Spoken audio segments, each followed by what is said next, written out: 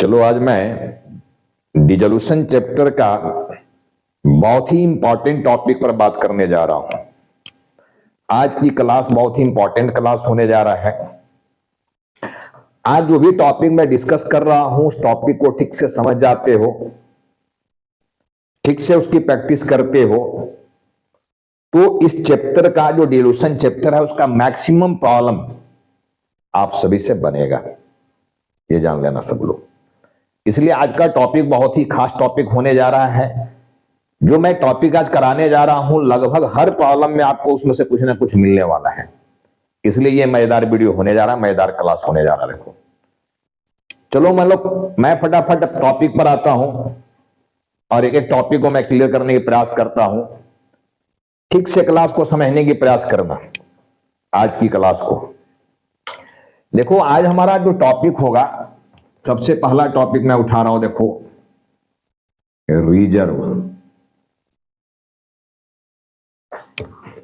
Reserve comma fund.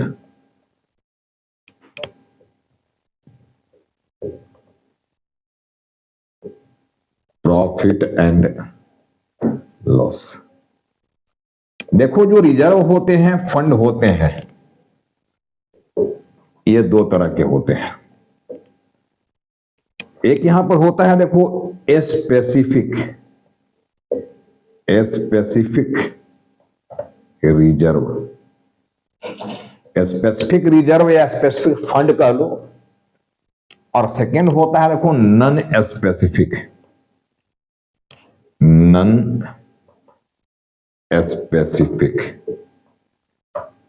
Reserve या fund. ठीक है, स्पेसिफिक रिजर्व या specific fund and non specific reserve या नॉन स्पेसिफिक फंड।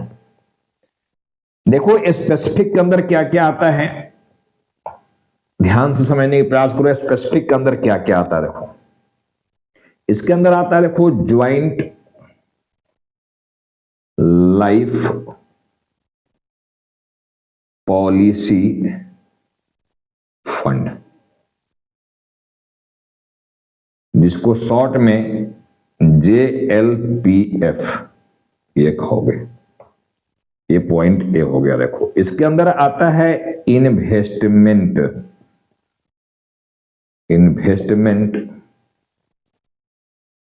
फ्लक्चुएटिंग या फ्लक्चुएशन फंड या रिजर्व भी कहीं कहीं लिखा रहता है, देखना इन्वेस्टमेंट फ्लक्चुएशन रिजर्व।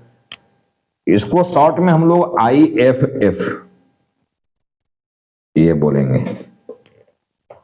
सी यहां पर आ गया प्रोविजन फॉर डाउटफुल डेब्ट,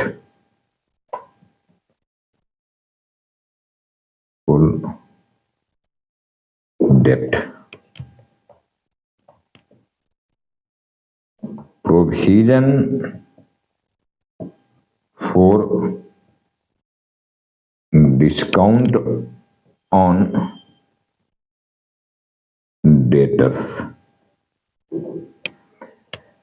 ठीक है, नॉन स्पेसिफिक के अंदर आता है, देखो इसके अंदर आ रहा है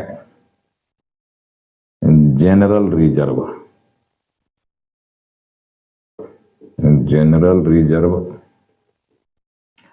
या कभी कभी यहां पर लिख देता है reserve fund.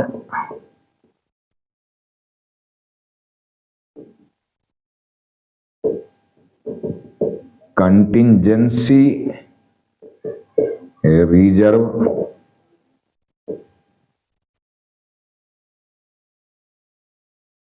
Profit and loss में ये क्रेडिट बैलेंस होगा, दैट इज प्रॉफिट की बात कर रहा हूं मैं, देखना दैट इज प्रॉफिट। अब देखो बेटे इसमें हो क्या रहा है, समझो स्पेसिफिक एंड नॉन स्पेसिफिक ये दो तरह के फंड हैं, specific fund, non specific fund. कैसे पहचाना जाए कि कौन सा फंड को स्पेसिफिक बोला जाएगा और किसको नॉन स्पेसिफिक बोला जाएगा, ये पहचाना कैसे जाएगा। साथ में इसके अकाउंटिंग ट्रीटमेंट क्या होंगे, क्योंकि जो मैं कंपलसरी लेजर बना रहा हूं realisation account, partners capital account and cash account, उसमें ये कहां जाने वाला है इस पर भी हम लोग को ध्यान देना है। वो कहां जाएगा ये देखो, थोड़ा सा दिमाग लगाओ, थोड़ा सा कंसंट्रेशन दो, ध्यान दो, तो पता चलेगा कि ये जो ज्वाइंट लाइफ पॉलिसी फंड आया है ये बनाया जाता है ज्वाइंट लाइफ पॉलिसी के लिए, और ज्वाइंट लाइफ पॉलिसी जो होते हैं ये एसेट्स होते हैं, देखना ठीक है। ज्वाइंट लाइफ पॉलिसी जो भी इंश्योरेंस कराए हो उनसे पैसा मिलने वाला होता है, that is insurance, that is assets है ये। देखो इन्वेस्टमेंट फ्लक्चुएशन फंड जो बनाया गया है ये इन्वेस्टमेंट के लिए, इन्वेस्टमेंट। प्रोविजन फॉर डाउटफुल डेब्ट जो है इसका संबंध है डेटर से, और इसमें तो क्लियर लिखा हुआ है देखो डेटर। तो ठीक से समझने की प्रयास करो कि ये चारों जो नाम आया है ये एसेट्स के लिए आया हुआ है, ये चारों एसेट्स हैं और इसी के लिए इधर प्रोविजन फंड आए हुए हैं। तो जिस फंड या रिजर्व का संबंध एसेट्स से होगा उसको कहा जाएगा स्पेसिफिक, स्पेसिफिक फंड या स्पेसिफिक रिजर्व ये कहा जाएगा। जिस फंड जिस रिजर्व का संबंध एसेट से हो, जिस प्रोविजन का संबंध एसेट से हो उसको कहा जा रहा है स्पेसिफिक रिजर्व या स्पेसिफिक फंड। अब तो आराम से पहचान लोगे कि किसको स्पेसिफिक कहा जा रहा है, ठीक है। और जिस फंड या रिजर्व का संबंध एसेट से ना हो, एसेट से जिसका संबंध नहीं है उसको कहा जाता है नॉन स्पेसिफिक रिजर्व। क्लियर हो गया सबका, पहचानने समझ गया क्या है, कैसे पहचाना जाएगा। जिस फंड या रिजर्व का संबंध एसेट से होगा उसको कहा जाएगा स्पेसिफिक, लेकिन जिस फंड या रिजर्व का संबंध एसेट से नहीं हो उसको कहा जाता है नॉन स्पेसिफिक। अब इसमें से कुछ इंफॉर्मेशन ये बैलेंस शीट में दिया रहेगा, बैलेंस शीट में, ठीक है, बैलेंस शीट में दिया रहेगा, खास करके लायबिलिटी साइड में देखो दिया रहता है। और प्रोविजंस अगर है तो प्रोविजन में बोला था कि जिस आइटम से वो बिलोंग करता है उसी से उसको एडजस्ट करके दिखाया जाता है। जैसे प्रोविजन फॉर डाउटफुल डेब्ट्स को डेटर से माइनस करके दिखाया जाता है एसेट साइड में, बट इसमें से जितना नाम आया मैक्सिमम देखो लायबिलिटी साइड में पड़े रहेंगे इधर, चाहे वो स्पेसिफिक हो या नॉन स्पेसिफिक हो। तो जब बैलेंस शीट में इसमें से कुछ भी फंड या रिजर्व दिया हुआ हो, कोई भी फंड या रिजर्व, तो फिर उसको हम लोग किस लेजर में भेजकर बंद करें, ये सबसे इंपॉर्टेंट चीज है। सेकेंड देखो यहां सबसे इंपॉर्टेंट चीज क्या है भी ध्यान से समझना, ब्रैकेट में मैं ऊपर लिख रहा हूं देखो, ये जो रिजर्व है, फंड है, प्रॉफिट है, लॉस है, इसको कहा जाता है नॉन पेएबल, ठीक है, liability, non payable liabilities. That is वैसा लायबिलिटी जिसका पेमेंट हम लोगों को नहीं करना है, जिसका पेमेंट नहीं करना है, ठीक है, नॉन पेएबल लायबिलिटी। पहले भी मैं समझा चुका हूं पहले क्लास में कि नॉन पेएबल लायबिलिटी क्या होता है। तो ये कंप्लीट हमारा नॉन पेएबल लायबिलिटी है, देखना, जिसका पेमेंट नहीं करना है हमको। यानी जहां भी जाएगा केवल एक जगह जाएगा, ये दूसरा कोई काम फिर इसका नहीं होगा। जहां भी जाना है वहां इसको भेज देना है और चुप हो जाना है, साइलेंट हो जाना है भेजकर।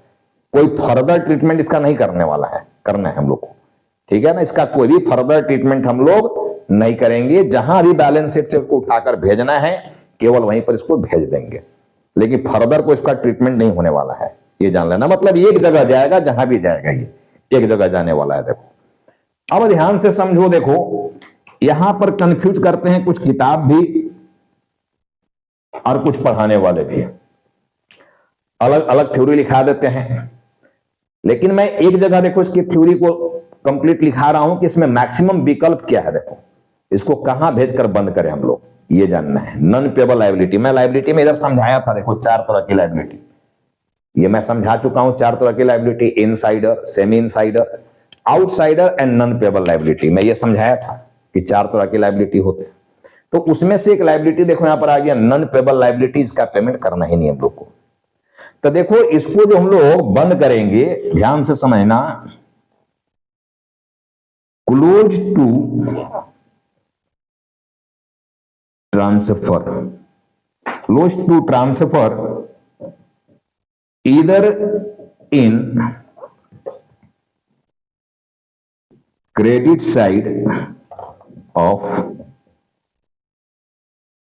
realization account or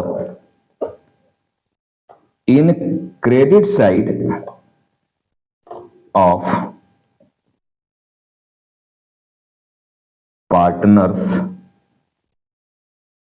capital account in old P&L ratio. ठीक से समझना, देखो ट्रीटमेंट यहां पर लिखा गया, ट्रीटमेंट, ठीक है ना, क्या इसका ट्रीटमेंट किया जाएगा, क्लियर लिख रहा है। देखो कि जब इस तरह का इंफॉर्मेशन दिया हुआ हो लायबिलिटी साइड में, तो मेरे पास विकल्प दो है, दो में से कहीं भी भेज सकते हो, ये जान लेना, दो में से कहीं भेज सकते हैं। एक तो बोला गया कि क्लोज टू ट्रांसफर इधर in credit side of realization account, जो रियलाइजेशन अकाउंट बनाएंगे उसके बोलता है क्रेडिट साइड में जाकर लिख देंगे बाई, ठीक है, by joint life policy fund, by IFF, by provision for doubtful, ऐसे लिख देंगे हम लोग क्रेडिट साइड में रियलाइजेशन अकाउंट का, या और इन credit side of partners capital account, partners capital account के बोलता है क्रेडिट साइड में, ठीक है ना, दोनों में कहीं भेज सकते हो। अब देखो, अगर दोनों में कहीं भेजोगे तो आंसर अलग अलग आएगा। अगर कुछ बच्चे इसको रियलाइजेशन अकाउंट में भेज देंगे, ठीक है, और कुछ बच्चे इसको कैपिटल अकाउंट में भेज देंगे, तो दोनों का आंसर अलग अलग आएगा, दोनों का लाभ हानि, दोनों का प्रॉफिट लॉस अलग अलग निकलेगा। इसीलिए कभी भी देखो क्लास में किसी भी कैंडिडेट की कॉपी नहीं करना चाहिए। अब आप किस टीचर से पढ़ के गए हो और वो टीचर आपको कौन सा विकल्प सिखाया, आप सही हो, बना रहे हो अपने कॉन्फिडेंस के आधार पर, लेकिन दूसरे कैंडिडेट से पूछ दिए और वो रिलेशन का प्रॉफिट लॉस कुछ और बता रहा है, तो कंफ्यूज कर जाओगे, क्योंकि विकल्प तुम्हारे पास दो है। कुछ बच्चे इसको रिलेशन के क्रेडिट में भेज देंगे और कुछ बच्चे इसको कैपिटल अकाउंट क्रेडिट में भेज देंगे, तो भाई आंसर तो स्वाभाविक है दोनों का अलग अलग आएगा, बट दोनों आंसर 100% करेक्ट माना जाएगा, करेक्ट होगा। चूंकि अकाउंटिंग ट्रीटमेंट हमको ये दो विकल्प दिया है, दोनों में से कुछ भी कर सकते हैं, चाहे आंसर कुछ भी है, बट वो आंसर 100% हमारा करेक्ट होगा, ये जान लेना है, ठीक है। इसलिए कॉपी कभी भी दूसरे बच्चे का मिलान नहीं करना चाहिए। आंसर पूछ रहे हो, सामने वाला से पूछ दिया एग्जाम में, वो कुछ और बता दिया, कंफ्यूज कर जाओगे। तो अपना कॉन्फिडेंस को बिल्डअप करना है और उस पर अपना स्टैंड रहना है, उसके अकॉर्डिंग अपना काम करके आना है, देखो, ठीक है ना। लेकिन बट ठीक है, it is more suitable, it is more suitable to send in credit side of realization account।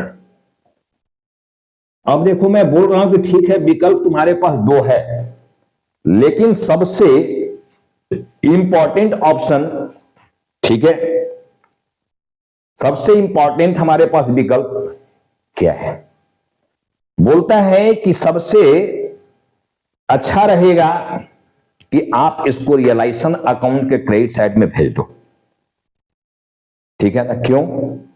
क्योंकि देखो, जिस एसेट से ये बिलोंग कर रहे हैं, ये सारे के सारे जिस एसेट से बिलोंग कर रहे हैं, ये सारे एसेट्स को रियलाइजेशन अकाउंट में ही भेजते हो। तो जब इसके एसेट्स को रियलाइजेशन में भेजे हो, तो इससे रिलेटेड प्रोविजंस को भी वहीं भेज देना चाहिए। जबरदस्ती नहीं है, भेजना चाहिए, वो बेस्ट ऑप्शन माना जाएगा और एग्जाम पॉइंट ऑफ व्यू से और भी बेस्ट माना जाएगा। क्यों? क्योंकि एग्जाम में क्वेश्चंस के वॉल्यूम ज्यादा होते हैं और समय 3 घंटे के ही होते हैं। अगर कैपिटल अकाउंट में इसको भेजते हो, तो कैपिटल अकाउंट में भेजने से क्या होगा, एक तो पार्टनर एक से ज्यादा हैं, तो उनके बीच में बांटना पड़ेगा, रेशियो चाहिए, कैलकुलेशन बढ़ गया तुम्हारा। अब ये सारे को रेशियो में बांट बांट के तभी कैपिटल अकाउंट में भेजोगे, तो टाइम टेकन हो गया। देखो, जबकि हम रिलायंस अकाउंट के क्रेडिट में भेज देंगे तो हम बांटने से बच जाएंगे। जब विकल्प हमको दो मिला ही है तो हम सही विकल्प का चुनाव करेंगे, सीधा रिलायंस अकाउंट के क्रेडिट में भेज के निकल जाएंगे, कैपिटल में भेजेंगे ही नहीं कि हमको बार बार बांटने की जरूरत पड़े इसको रेशियो में, वो काम नहीं करेंगे। बट कर सकते हो, मैं बार बार बोल रहा हूं कि विकल्प तुम्हारे पास दो है, रिलायंस अकाउंट में भेजो या कैपिटल अकाउंट में भेजो, आंसर तुम्हारा 100% करेक्ट होने वाला है। भले ही आंसर चाहे जो भी है, बट वो करेक्ट होने वाला है। ठीक है, तो मैं ट्रीटमेंट देखो इधर स्पेसिफिक का समझा दिया कि कहां जाएगा ये। पहले तो भेजने सीखना है कि जब बैलेंस शीट में ये दिया रहेगा तो हम किस लेजर में इसको भेजकर बंद करें। तो ये क्लियर लिख दिया कि क्लोज टू ट्रांसफर इधर in credit side of Reliance account, Reliance account के क्रेडिट साइड में भेज दो। आप भेज के इसको आप फिर उसको भूल जाओ, मतलब उसका फर्दर कोई ट्रीटमेंट नहीं करना है, पेमेंट मत करने लगना उसका, वो नहीं करना है। जान लो एक जगह ही जाएगा, चाहे जहां भी जाएगी, पेमेंट नहीं करना है, फिर इसका भेज के वहां पर चुप हो जाना है। ठीक है ना, फर्दर कोई ट्रीटमेंट नहीं करना अपने को, ये समझ लेना ठीक से। चलो अब हम लोग इधर आते हैं, देखो नॉन स्पेसिफिक में। देखो नॉन स्पेसिफिक में हमारे पास सिर्फ एक ही ऑप्शन है इसको बंद करने का, डबल ऑप्शन यहां पर नहीं है। हम लोग इसको जो बंद करेंगे, देखो close to transfer, close to transfer in credit side of partners capital account in old P&L ratio. इसको केवल कैपिटल अकाउंट में ही भेज सकते हो, क्रेडिट साइड में। मैं बोला था क्रेडिट का इंफॉर्मेशन जहां भी जाएगा क्रेडिट साइड में जाएगा। देखो ये लायबिलिटी साइड में दिए रहेंगे प्रॉब्लम में, और लायबिलिटी साइड क्रेडिट साइड होता है। मैं बार बार बता चुका हूं कि लायबिलिटी साइड क्रेडिट साइड होता है, बैलेंस शीट में उल्टा डेबिट क्रेडिट होता है, लिखा नहीं जाता है। ठीक है ना, तो यहां पर केवल एक ही ऑप्शन है कि जनरल रिजर्व हो, रिजर्व फंड हो, कंटीजेंसी रिजर्व हो, प्रॉफिट एंड लॉस हो, इसमें से कुछ भी हो बैलेंस शीट में दिया हुआ, इसको सीधा partners account, partners capital account के क्रेडिट साइड में लाभ हानि रेशियो में बांट देना और वहां भेज देना। एक ही ऑप्शन हमारे पास है, रिलायंस में नहीं भेज सकते हो इसको, एक जगह जाएगा ये। बट यहां पर दो दो ऑप्शन है, या तो हम रिलायंस अकाउंट के क्रेडिट में भेजें या पार्टनर्स कैपिटल अकाउंट के क्रेडिट में भेजें। दोनों ऑप्शन हमारा सही है, दोनों से आंसर अलग आएंगे, लेकिन 100% वो आंसर मान्य होगा, सही माना जाएगा। ठीक है ना, तो चलो ये टॉपिक मैं क्लियर कर दिया। मैं साथ में बोला कि आप कोई ही प्रॉब्लम बनाओगे, इसमें से कुछ ना कुछ यहां बैलेंस शीट में दिया रहेगा, इसको इग्नोर करेगा ही नहीं। प्रॉब्लम में मैक्सिमम प्रॉब्लम में ये दिए रहते हैं, जान लेना। तो आज मैं ट्रीटमेंट समझा दिया रिजर्व फंड प्रॉफिट लॉस का। ठीक है, अब मैं देखो आगे बढ़ रहा हूं नेक्स्ट थ्योरी में। ये टॉपिक हो गया मेरा, नेक्स्ट टॉपिक में मैं आता हूं। देखो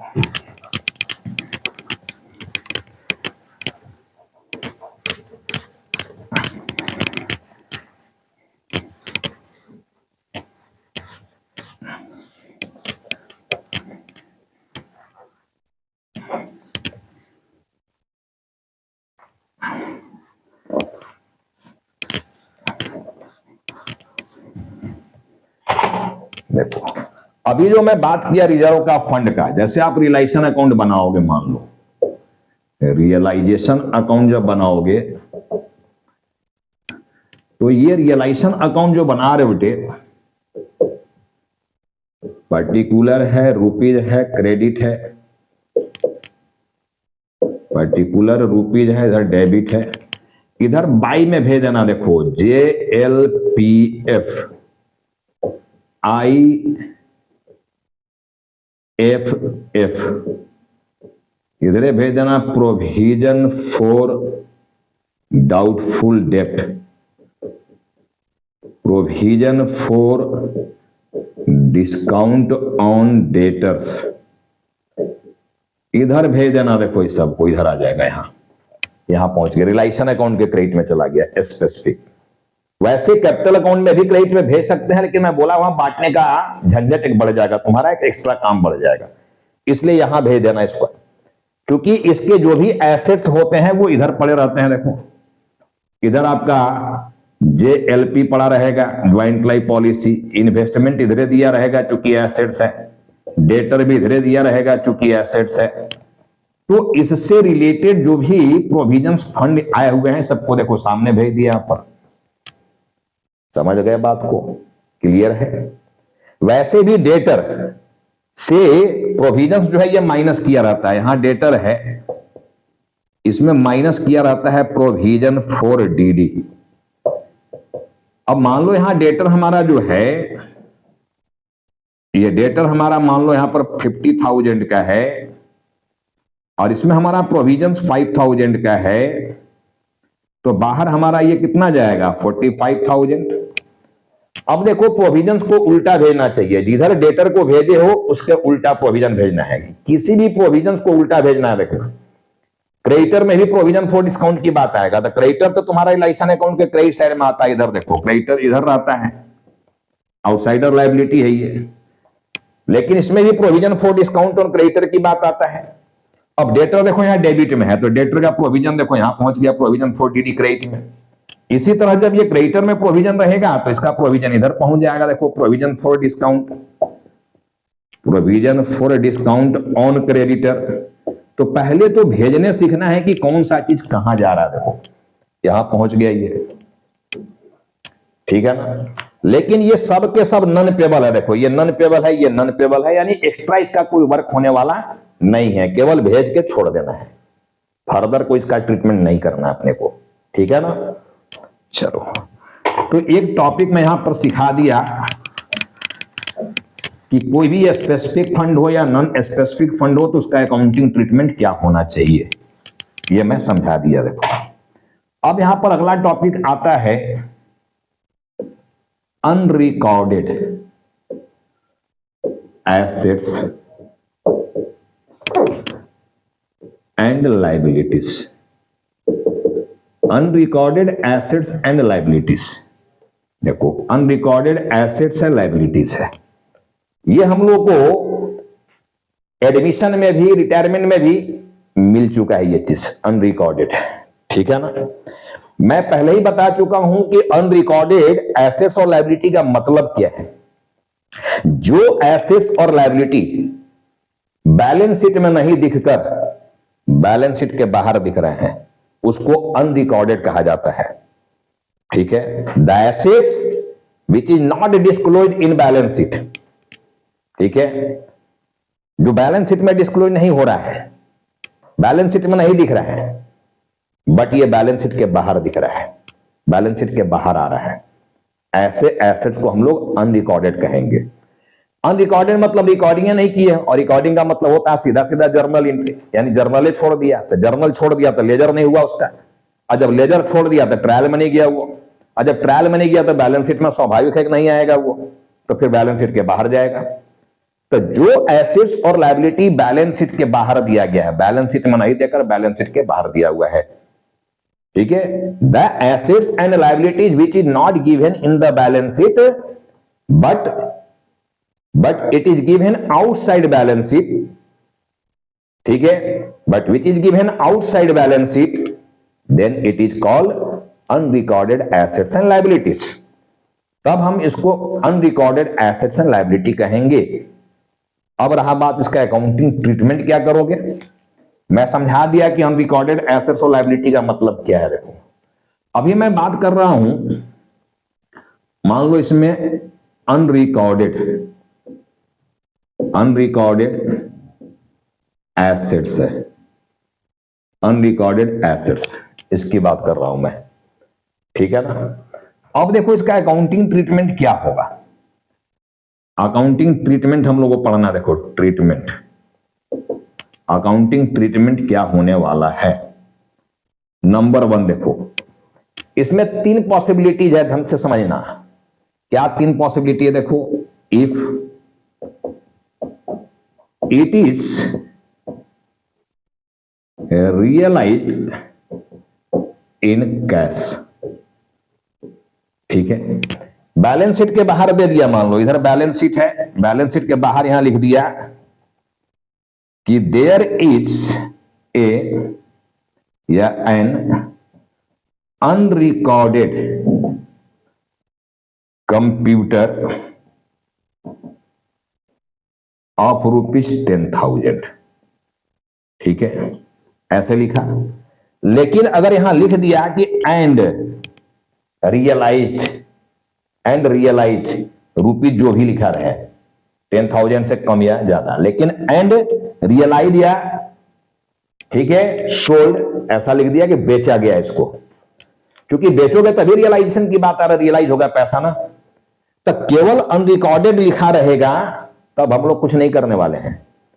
अनरिकॉर्डेड कंप्यूटर 10,000 लिख के अगर यहीं पर छोड़ दिया है, आगे बात को नहीं बढ़ाया, तो मैं अगले विकल्प में समझाऊंगा इस बात को, लेकिन पहला विकल्प में समझो, if it is realize in cash. अगर मान लो एडजस्टमेंट में ये लिख दिया कि ठीक है कंप्यूटर हमारे पास 10,000 रुपीज का है, लेकिन इसको हम लोग बेच दिए 9,000 में, 8,000 में या 12,000 में, अगर ये बात लिखा गया है तब इसका ट्रीटमेंट हम लोग करेंगे। क्या ट्रीटमेंट करेंगे? देखो इसकी एंट्री बता दे रहे हैं, cash account debit to realization account, to realization account. और चेक से पैसा मिला है तो बैंक अकाउंट डेबिट कर लेना, बैंक बैलेंस बढ़ जाएगा। तो cash account debit to realization account, यानी जब रियलाइजेशन अकाउंट बनाओगे तो देखो ये क्रेडिट में है, तो हम लोग क्रेडिट में जाकर लिख देंगे बाई कैश। ये ट्रीटमेंट हम लोग कर देंगे। तो पहला ट्रीटमेंट हम समझा दिए, देखो अनरिकॉर्डेड एसेट्स में if it is realize in cash, अगर कैश में रियलाइजेशन हुआ है तो ये एंट्री कर देना, cash account debit to realization account, और रियलाइजेशन अकाउंट के क्रेडिट में बाई कैश लिखकर छोड़ देना है, यही होना है। अब देखो हम विकल्प नंबर 2 में है, ऑप्शन नंबर 2।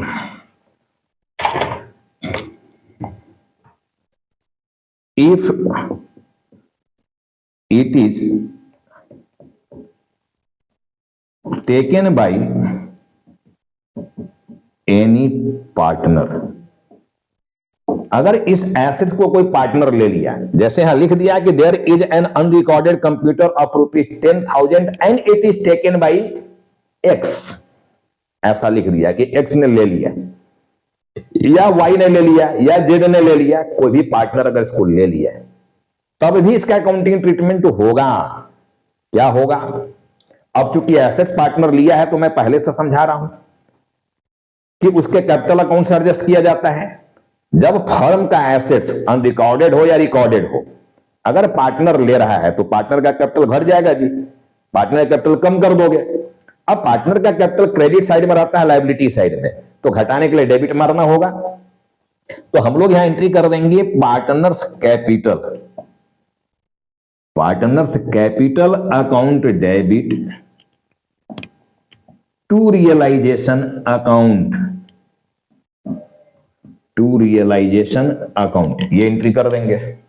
ठीक है ना, partners capital account debit to realization account, यानी रियलाइजेशन अकाउंट जब बनाओगे तो क्रेडिट में जाकर बाई पार्टनर्स कैपिटल। अब पार्टनर्स कैपिटल है मतलब लिख देना, रे भाई जो पार्टनर लिया उसका नाम लिखना है। एक्स लिया है तो यहां पर एंट्री क्या बनता है, X capital account debit to realization, ये एंट्री बनने वाला था। जेड लेता तो Z capital account debit to realization, ये बनने वाला था। ठीक है ना, तो 2 विकल्प देखो मैं समझा दिया अनरिकॉर्डेड एसेट्स का, कि जो भी अनरिकॉर्डेड एसेट्स है जो एडजस्टमेंट में दिया रहेगा, अगर उसको हम लोग सेल आउट किए हैं, बेचे हैं, तो बेचने की एंट्री देखो ये हुआ, और इसके अकॉर्डिंग हम लोग पोस्टिंग कर देंगे रियलाइजेशन अकाउंट के क्रेडिट में और कैश अकाउंट के डेबिट में। कैश का लेजर जब बनाओगे तो कैश यहाँ डेबिट में आया है, तो हम लोग भी डेबिट में जाकर लिख देंगे उल्टा नाम टू रियलाइजेशन। इसी तरह जब ये पार्टनर को ले लिया तो रियलाइजेशन यहाँ क्रेडिट में आया तो क्रेडिट में जाकर लिख देंगे उल्टा नाम पार्टनर्स कैपिटल, यानी एक्स कैपिटल वाई कैपिटल जो भी रहेगा। और फिर कैपिटल अकाउंट में भी जाओगे तो कैपिटल यहाँ डेबिट में है, तो डेबिट में जाकर वहां लिख देगा टू रियलाइजेशन, जिसको मैं बोला था hand to hand without any delay.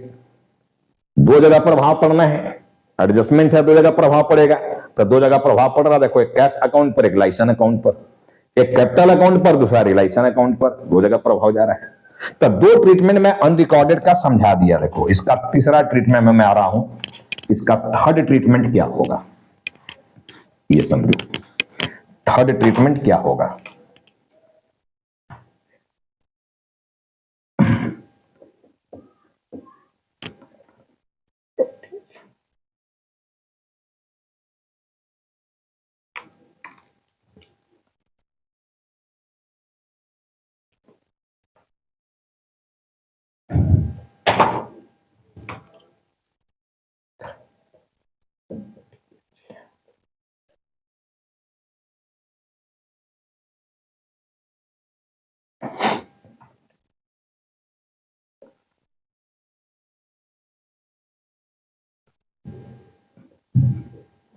Not realized in cash, ठीक है, not realized in cash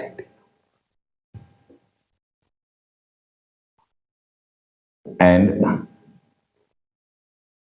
not taken by any partner.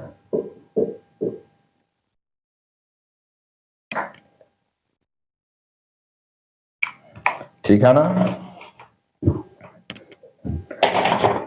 देखो हम लोग ना इसको कैश में बेचे हैं और ना कोई पार्टनर इसको लिया है,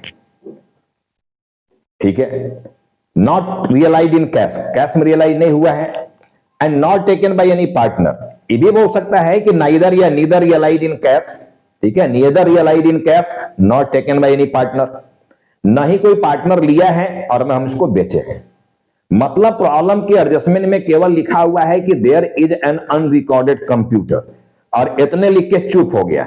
प्रॉब्लम ये नहीं बोल रहा है कि उसको हम लोग बेचे हैं या कोई पार्टनर ले लिया है, ऐसा नहीं बोल रहा है प्रॉब्लम, ठीक है। तो हम लोग क्या करेंगे, फिर नहीं बोल रहा है तो प्रॉब्लम साइलेंट हो गया इतने कह के कि हमारे पास अनरिकॉर्डेड कंप्यूटर है 10,000 का और इतने कह के प्रॉब्लम साइलेंट हो गया, चुप हो गया, कुछ नहीं बोल रहा है।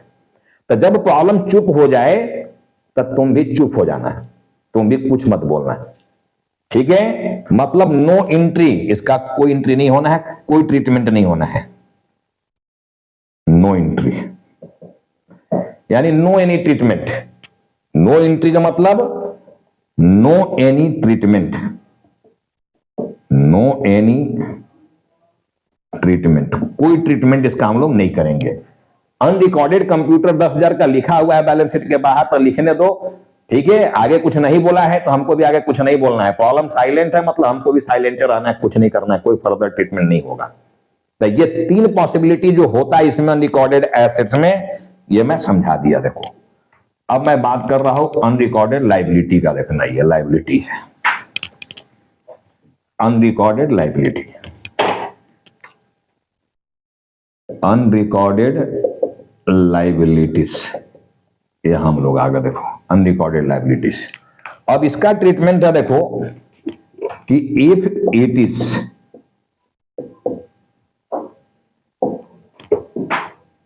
पेड इन कैश, अब लायबिलिटी है तो पेमेंट ही की बात आएगा ना जी। तो अगर कोई भी अनरिकॉर्डेड लायबिलिटी है, जैसे बोल दिया कि there is an unrecorded outstanding legal bill of ₹5,000, ऐसा बैलेंस शीट के बाहर बोल दिया कि आउटस्टैंडिंग लीगल बिल है 5,000 रुपीज का, या आउटस्टैंडिंग रेंट है, आउटस्टैंडिंग सैलरी है, कुछ ऐसा लिख दिया लायबिलिटी जो अनरिकॉर्डेड है, रिकॉर्ड नहीं किया गया क्योंकि बैलेंस शीट के बाहर दिया हुआ है। तो लायबिलिटी है और उसका पेमेंट की बात किया गया हो, कह रहा है कि हाँ उसका पेमेंट किया जाना है चाहे जितना किया जाना है, तब उसका ट्रीटमेंट होगा। क्या ट्रीटमेंट करोगे, इसका ट्रीटमेंट होगा देखो एसेट्स वाला का उल्टा, realization account debit to cash account या बैंक अकाउंट। ये हो गया देखो, रियलाइजेशन अकाउंट के डेबिट में चला जाएगा और कैश अकाउंट के क्रेडिट में, ये हो जाएगा। पहला ट्रीटमेंट ये हो गया। देखो सेकेंड यहां पर है कि if it is taken by any partner. Taken by any partner का मतलब मैं बार बार बताता हूं कि इस तरह की लायबिलिटी का पेमेंट करने की रिस्पॉन्सिबिलिटी पार्टनर लेने के लिए सहमत हो गया, रिस्पॉन्सिबिलिटी वो ले लिया है पेमेंट करने का। ये लिखने का मतलब मेरा वही है कि कोई पार्टनर जो है वो एग्रीड हो गया है कि इस लायबिलिटी का पेमेंट मैं कर दूंगा, ऐसा एडजस्टमेंट में लिखा गया हो।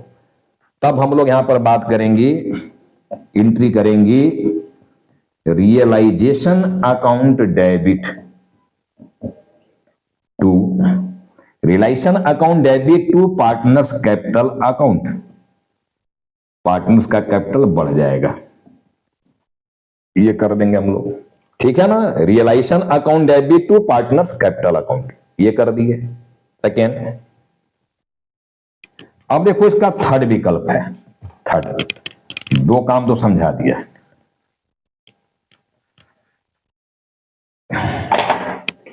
ठीक है। Not paid in cash and कर दो nor taken by any partner, not taken by any partner. यही भी बोल सकता है नीदर पेड इन कैश और not taken by any partner, ज्यादा सुटेबल रहेगा।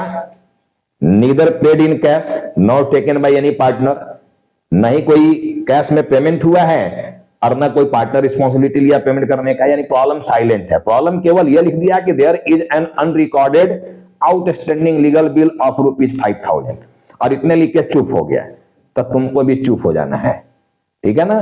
तुम लोग सभी लोग भी चुप हो जाना है, कोई ट्रीटमेंट नहीं करना है, कोई फर्दर ट्रीटमेंट नहीं होगा, ठीक है। यानी नो एंट्री, कोई एंट्री नहीं करना है, ठीक है। यानी no any treatment, no any treatment, कोई ट्रीटमेंट हम लोग नहीं करेंगे, ठीक है ना। तो ये ऑप्शन था देखो सभी का कि अनरिकॉर्डेड एसेट्स एंड लायबिलिटी का ट्रीटमेंट क्या किया जाता है। तो आज की क्लास में बहुत कुछ मैं समझाने का प्रयास किया हूं। जर्नल के रूप में भी इन सब चीजों को पूछा जाता है, जहां प्रॉब्लम में एग्जाम में जर्नल पूछ दिया गया, उसमें से इसमें से कुछ इंफॉर्मेशन को जर्नल के रूप में पूछा जा सकता है। और जहां कंप्लीट प्रॉब्लम बनाना है, बैलेंस शीट दिया हुआ है, वहां तो एक दो इंफॉर्मेशन इस तरह के रहते ही रहते हैं, ये जान लेना, ठीक है ना। तो बहुत ही इंपॉर्टेंट टॉपिक पर आज मैं डिस्कस किया हूं, इसको ठीक से आप पढ़ना, ठीक है। किताब में भी जाकर देखना, प्रैक्टिस करना उससे, और फिर इस पर मैं एक कंप्लीट प्रॉब्लम जो है बैलेंस शीट बनाऊंगा। कंप्लीट प्रॉब्लम में इन चीज को शामिल करूंगा, यानी इनमें से कुछ इंफॉर्मेशन को हम लोग बैलेंस शीट में यहां शामिल करेंगे और फिर उस पर एक कंप्लीट प्रॉब्लम बना के दिखाएंगे कि देखो कंप्लीट प्रॉब्लम कैसे बन रहा है। अब देखो यहां पर एक थ्योरी बढ़ेगा, जो आज का वीडियो थोड़ा बड़ा हो जाएगा, ठीक है ना। एक वीडियो में और बनाऊंगा, WCR वर्कमैन कंपनसेशन रिजर्व, ठीक है ना। मैं पहले ही पढ़ा चुका हूं एडमिशन में, रिटायरमेंट में, देखो वर्कमैन कंपनसेशन रिजर्व के बारे में, कि कोई भी वर्कर जब ऑन ड्यूटी एक्सीडेंट कर जाता है तो उसका ट्रीटमेंट करने की रिस्पॉन्सिबिलिटी उस फर्म के ऊपर आ जाता है, ठीक है ना। तो फर्म इस तरह का पेमेंट करने के लिए, वर्कर्स क्लेम करने आएगा तो वर्कर्स का पेमेंट करने के लिए पहले से एक रिजर्व बना लेता है, ठीक है ना। वर्कर्स को कंपनसेट करेगा ना भाई, अब वो एक्सीडेंट कर गया, पैर हाथ टूट गया, हॉस्पिटल जाएगा, खर्चा होगा, तो ऑन ड्यूटी जब ऐसा हुआ है तो रिस्पॉन्सिबिलिटी फर्म के ऊपर आ जाता है। फर्म उसका दवा दारू जो भी कराना है वो कराएगा, फर्म उसका पेमेंट करेगा। तो ऐसा पेमेंट करने के नाम पर वो एक पहले ही से रिजर्व क्रिएट करके रखे रहता है, जिसको कहा जा रहा है वर्कमैन कंपनसेशन रिजर्व, WCR। तो उस पर एक सेपरेट वीडियो बनाएंगे, क्योंकि WCR से आपसे एक सेपरेट क्वेश्चन भी पूछा जा सकता है एग्जाम में। केवल WCR से पूछ देगा सेपरेट क्वेश्चन कि WCR का ये इंफॉर्मेशन है, इसका जर्नल पास करके दिखाओ, ये केसेस हैं, ये केस वाइज एंट्री करके दिखाओ। इसलिए इस पर एक शॉर्ट वीडियो बनाएंगे हम, जिसमें केवल उसी टॉपिक पर बात करेंगे और समझाने का प्रयास करेंगे हर केस में देखो कि इसमें जर्नल क्या होता है। तो आज की क्लास में मैं यहीं तक आज का क्लास को स्टॉप कर रहा हूं, रोक रहा हूं। आज का जो ट्रीटमेंट समझाया गया है, जो टॉपिक उठाया गया है, उसको ठीक से प्रैक्टिस करना। अगला जो मैं क्लास लूंगा, लेक्चर 7 जो आएगा, उसमें कंप्लीट प्रॉब्लम बनाएंगे हम आज का ये इंफॉर्मेशन को शामिल करते हुए, ठीक है। तो होप कि आप सबको ये वीडियो समझ में आया होगा, आज का टॉपिक पसंद आया होगा, क्योंकि हर प्रॉब्लम में ये आपको मिलने वाला है। इसमें से कुछ इंफॉर्मेशन बैलेंस शीट में दिया रहेगा, ठीक है। तो मैं आज का ये क्लास को यहीं पर स्टॉप कर रहा हूं। अगला क्लास लेक्चर नंबर 7 में मैं बहुत जल्द आप सभी से मिल रहा हूं।